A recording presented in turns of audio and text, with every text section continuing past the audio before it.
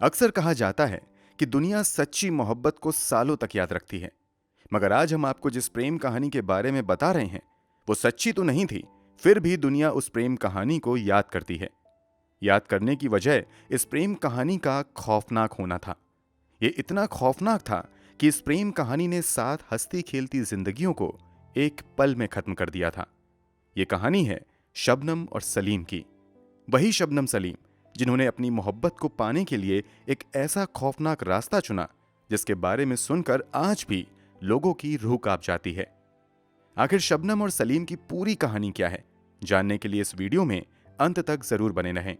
यकीन मानिए, पूरी कहानी जानने के बाद आप भी शॉक्ड रह जाएंगे। इस एक घटना ने चंद दिनों के लिए पूरे उत्तर प्रदेश सरकार को हिलाकर रख दिया था। वो कैसे, चलिए जानते हैं सब कुछ डिटेल से इस वीडियो में। मगर आगे बढ़ने से पहले क्राइम की कहानी चैनल को सब्सक्राइब कर बेल आइकन जरूर दबा लीजिए। तो चलिए अब कहानी शुरू करते हैं। ये कहानी है उत्तर प्रदेश के अमरोहा के बावनखेड़ी गांव की। 14 से 15 अप्रैल 2008 की दरमियानी रात चारों तरफ एक अजीब सा सन्नाटा पसरा हुआ था। मोहल्ले के अक्सर लोग गहरी नींद में सो रहे थे। इसी सन्नाटे के बीच रात के लगभग 2 बजे कुछ लोगों को एक लड़की की जोर जोर से चीखने की आवाजें सुनाई देती हैं। आवाज सुनकर लोगों ने समझा कि शायद ये उनका भरम होगा। मगर जब लोगों ने आवाज की तरफ गौर किया तो पता चला कि ये आवाज इस गांव के सबसे रईस व्यक्ति शौकत अली के घर से आ रही थी। शौकत अली पेशे से कॉलेज में लेक्चरर थे। गांव में इनकी काफी इज्जत थी। इनका घर ही गांव का सबसे आलीशान घर था जो पूरे 9 एकड़ में फैला हुआ था। जब लोगों ने शौकत अली के घर से आती आवाज को सुना तो लोग उठकर उसी घर की तरफ भागने लगे। पास गए तो पता चला कि शौकत अली की बेटी शबनम अली बेतहाशा चिल्लाए जा रही हैं। लोगों को समझ नहीं आ रहा था कि आखिर इसे हुआ क्या है। इसलिए मामले को समझने के लिए कुछ लोगों ने घर के अंदर जाने का फैसला किया। जैसे ही लोग घर के अंदर गए, उनके पैरों तले जमीन खिसक गई। शबनम ने घर के अंदर आए लोगों को अपने पिता के कमरे की तरफ जाने का इशारा किया। जब लोग कमरे में गए तो देखा कि शौकत अली खून से लथपथ अपने बिस्तर पर पड़े हुए हैं। इसके बाद लोग घर के दूसरे हिस्से में भी गए और वहां भी यही नजारा था। घर में मौजूद एक एक शख्स अपने अपने स्थान पर मरा पड़ा था। उस रात एक घर में 8 लोग थे जिसमें से 7 की जान जा चुकी थी। मरने वालों में 55 साल के शौकत अली, 50 साल की शबनम की मां हाशमी, 35 साल के शबनम के बड़े भाई अनीश, शबनम का छोटा भाई राशिद, शबनम की भाभी अंजुम, शबनम की मौसेरी बहन राबिया और 10 महीने का भतीजा अर्श शामिल था। नजारा देखकर किसी को कुछ भी समझ नहीं आ रहा था कि आखिर हुआ क्या है। हर किसी के जहन में बस एक ही सवाल था कि ये किसने किया। इस सवाल का कोई सही जवाब दे सकता था तो वो इस घर में अब इकलौती जिंदा बची सदस्य शबनम थी। मगर शबनम की हालत इतनी ज्यादा बुरी थी कि वो कुछ भी बोलने की हालत में नहीं थी। शबनम का ये दुख लोगों को तब समझ भी आ रहा था क्योंकि उसने परिवार के 7 सदस्यों को एक पल में खो दिया था। हर कोई शबनम को सांत्वना देने में लगा हुआ था। लोगों ने जब देखा कि 7 लोग दम तोड़ चुके हैं तो आनन फानन में रात के अंधेरे में ही स्थानीय पुलिस को घटना के बारे में जानकारी दी जाती है। एक साथ 7 लोगों की मौत की खबर सुनकर पूरे पुलिस महकमे में तहलका मच जाता है। ये खबर इतनी बड़ी थी कि रातों रात इस घटना के बारे में तत्कालीन राज्य और केंद्र सरकार को भी जानकारी दी जाती है।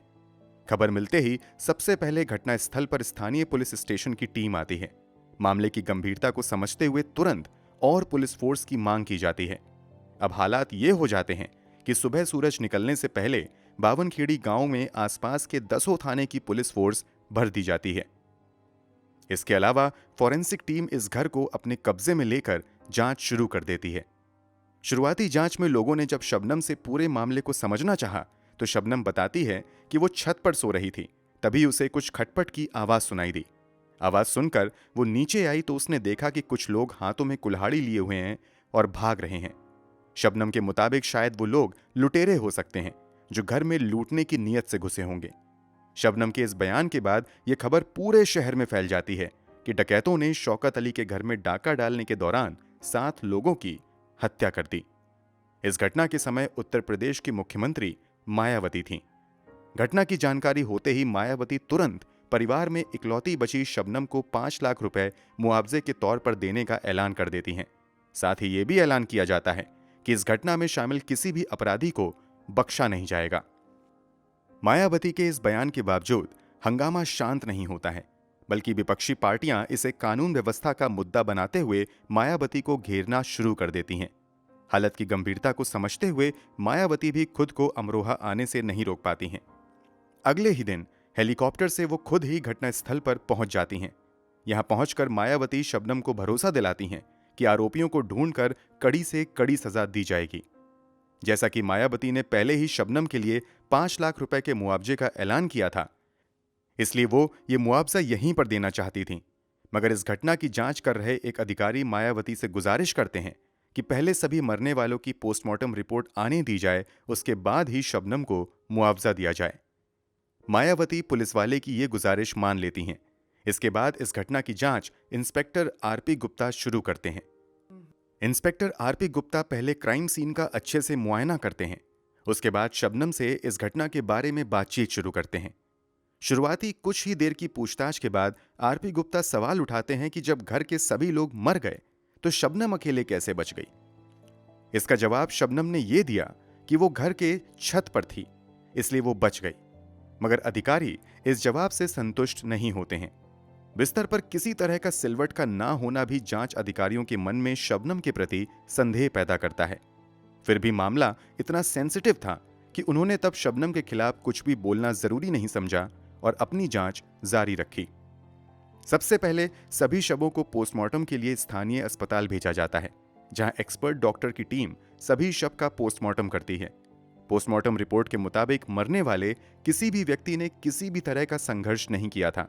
यानी पोस्टमार्टम रिपोर्ट इस बात की ओर इशारा कर रहा था कि गर्दन पर हमला होने से पहले सभी लोग या तो सो रहे थे या फिर बेहोश थे। कहीं इन लोगों को बेहोश तो नहीं किया गया था। इस बात को कंफर्म करने के लिए आगे जांच के लिए सैंपल भेजे जाते हैं। बहुत जल्द बायोप्सी रिपोर्ट भी आ जाती है। बायोप्सी रिपोर्ट चौंकाने वाली थी, क्योंकि इस रिपोर्ट के मुताबिक मरने वाले व्यक्ति के शरीर में जहर के अवशेष पाए गए थे।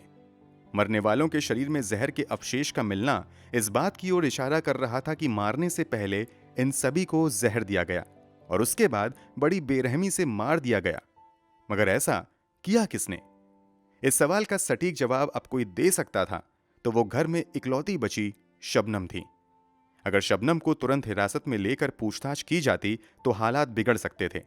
इसलिए पुलिस वाले सावधानी से अपनी जांच आगे बढ़ाते हैं और सबसे पहले शबनम के कॉल रिकॉर्ड निकलवाते हैं। कॉल रिकॉर्ड में एक और चौंका देने वाला खुलासा होता है। कॉल रिकॉर्ड्स के मुताबिक शबनम ने घटना वाली रात एक नंबर पर 52 बार कॉल किया था। पुलिस ने उस दूसरे नंबर की जांच शुरू की तो पता चला कि वो नंबर कोई सलीम नाम का व्यक्ति यूज कर रहा है।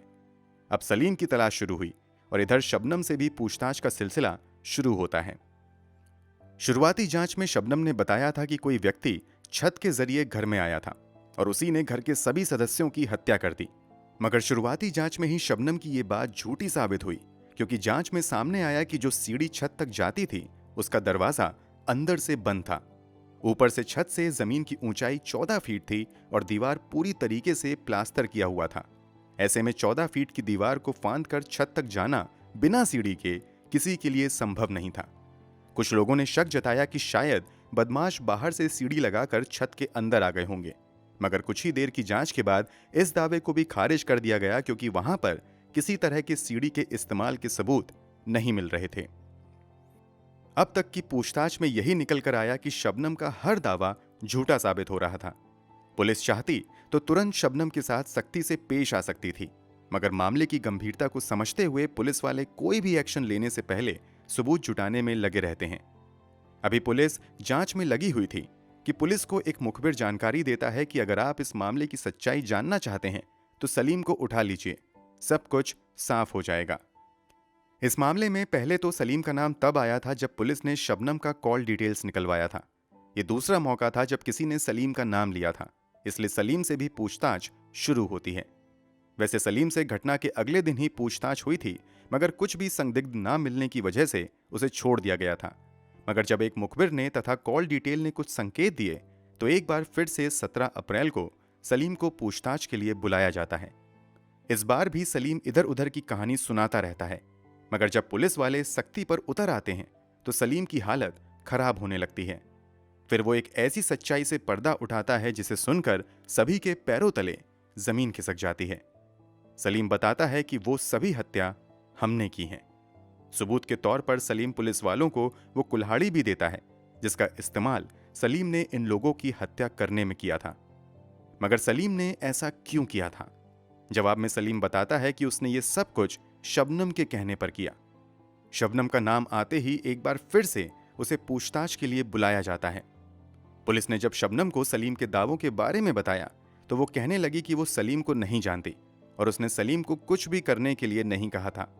इस पर पुलिस वालों ने कॉल रिकॉर्ड्स के मुताबिक शबनम से सवाल किया कि जब तुम सलीम को नहीं जानती तो फिर घटना वाली रात सलीम के नंबर पर तुमने इतनी बार कॉल क्यों किया? इस सवाल का कोई सटीक जवाब शबनम के पास नहीं था। शबनम अब भी कुछ भी सच कबूल करने को तैयार नहीं थी। इस कारण पुलिस वालों ने अब शबनम और सलीम का आमना सामना करवाने का फैसला किया। यहां भी शबनम अलग कहानी सुनाती रहती है। इस पर सलीम शबनम से कहता है कि मैंने पुलिस वालों को सब कुछ बता दिया है, बेहतर है कि तुम भी सब कुछ कबूल कर लो। सलीम की ये बातें सुनकर शबनम अचानक से दहाड़े मारकर रोने लगती है और फिर आखिरकार एक रूह कपा देने वाली सच्चाई को वो कबूल करती है। कई घंटों तक शबनम से पूछताछ होती रहती है और फिर पुलिस की ओर से इस घटना के बारे में पूरी जानकारी दी जाती है। पुलिस के मुताबिक ये 7 लोगों की हत्या शबनम और सलीम के प्रेम का नतीजा था। पूरी कहानी कुछ यूं थी कि शबनम गांव के सबसे अमीर घराने की बेटी थी। शबनम के पिता शौकत अली कॉलेज में लेक्चरर थे। शबनम का एक भाई इंजीनियरिंग की पढ़ाई पूरी करके अच्छी कंपनी में जॉब कर रहा था, जबकि दूसरा छोटा भाई MBA करके नौकरी में लगा हुआ था। शबनम खुद इंग्लिश और भूगोल विषय में डबल MA कर चुकी थी। घटना के समय शबनम बतौर शिक्षा मित्र स्कूल में जॉब कर रही थी। शबनम के घर के ठीक बाहर एक लकड़ी कटाई का मिल था। सलीम इस मिल में काम किया करता था। शबनम जब भी बाहर जाती थी तो उसकी नजर अक्सर सलीम पर पड़ती थी। रोज आते जाते शबनम को सलीम अच्छा लगने लगता है और धीरे धीरे वो सलीम से प्यार करने लगती है। मौका मिलते ही एक दिन सलीम से वो अपने प्यार का इजहार करती है। सलीम भी बताता है कि वो भी उसे पसंद करता है। अब बीतते समय के साथ शबनम और सलीम एक दूसरे को दिलो जान से चाहने लगते हैं। दोनों एक दूसरे से शादी का मन बनाने लगते हैं, मगर यहां कई तरह की दीवार आड़े आ जाती हैं।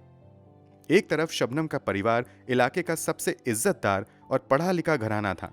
शबनम खुद ही डबल MA कर चुकी थी, जबकि सलीम 5वीं फेल लकड़ी के मिल में काम करता था। इसके बावजूद शबनम ने घर पर बात करने का फैसला किया। वो अपने पिता से कहती है कि वो सलीम से प्यार करती है और उसी से वो शादी करेगी। शबनम की बातें सुनकर उसके घर वाले शॉक्ड रह जाते हैं और वो शबनम को समझाना शुरू करते हैं, मगर शबनम किसी की भी बात नहीं मानती है और वो सलीम से शादी करने की जिद पर अड़ी रहती है। कई दिनों तक जिद का ये खेल चलता रहता है और अंत में जब शबनम को लगने लगता है कि परिवार वाले उसकी शादी सलीम से नहीं करवाएंगे, तो वो सलीम से मिलती है और प्लान करती है कि अगर हम घर के सभी लोगों की हत्या कर दें तो फिर हम लोग शादी भी कर सकते हैं और पिता की पूरी जायदाद भी हमारी हो जाएगी। इसी के बाद शबनम और सलीम मिलकर तय करते हैं कि वो जहर देकर सभी की हत्या कर देंगे। प्लान फाइनल होने के बाद सलीम बाजार से जाकर जहर खरीदकर शबनम को दे देता है। इसके बाद शबनम मौके की तलाश में लग जाती है। 14 अप्रैल 2008 का दिन वो इस घटना को अंजाम देने के लिए चुनती है। इस दिन शबनम के 2 भाई घर से कहीं बाहर गए हुए थे। बड़े प्यार से शबनम अपने दोनों भाइयों को फोन करके कहती है कि आज आप कहीं बाहर मत जाओ, बल्कि रात में हमारे साथ ही खाना खाओ। बहन ने बड़े ही प्यार से भाइयों को बुलाया था, इसलिए दोनों भाई इनकार नहीं करते हैं और वापस घर आ जाते हैं। रात में शबनम अपनी मौसेरी बहन राबिया के साथ मिलकर खाना बनाती है और बड़े प्यार से सभी को खिलाती है। खाना खाने के बाद सभी लोग बैठ जाते हैं। तभी शबनम पूछती है कि चाय कौन कौन पिएगा। चाय का नाम सुनते ही सभी लोग खुशी से कहते हैं कि हम सभी चाय पिएंगे। इतना सुनने के बाद शबनम किचन में चली जाती है और चाय बनाने लगती है। चाय बनाने के बाद चुपके से वो कुछ दिनों पहले सलीम द्वारा दिया गया जहर चाय में मिला देती है और परिवार के सभी सदस्यों को पिला देती है। चाय पीने के बाद सभी की तबीयत खराब होने लगती है और सभी अपने अपने कमरे में जाकर सो जाते हैं और जहर के असर की वजह से सभी बिल्कुल खामोश पड़ जाते हैं। संभवत सभी लोग तभी मर चुके थे। मगर शबनम को तसल्ली नहीं होती है और वो तुरंत अपने बॉयफ्रेंड सलीम को फोन करके बुलाती है और कहती है कि इन सभी को कुल्हाड़ी से मारकर खत्म कर दो ताकि इसे लूटपाट का रंग दे दिया जाए। शबनम के कहने के बाद शबनम और सलीम मिलकर एक के बाद एक सभी लोगों के गले पर कुल्हाड़ी से वार करके खत्म कर देते हैं। 6 लोगों को मौत की नींद सुलाने के बाद सलीम शबनम के घर से निकलकर चुपके से चला जाता है। अभी सलीम को गए हुए कुछ ही मिनट हुए थे कि तभी शबनम का फिर से कॉल सलीम के पास आता है। शबनम कहती है कि फिर से वापस आओ क्योंकि अभी भी भतीजा अर्श जिंदा है जिसकी उम्र बस अभी 10 महीने थी।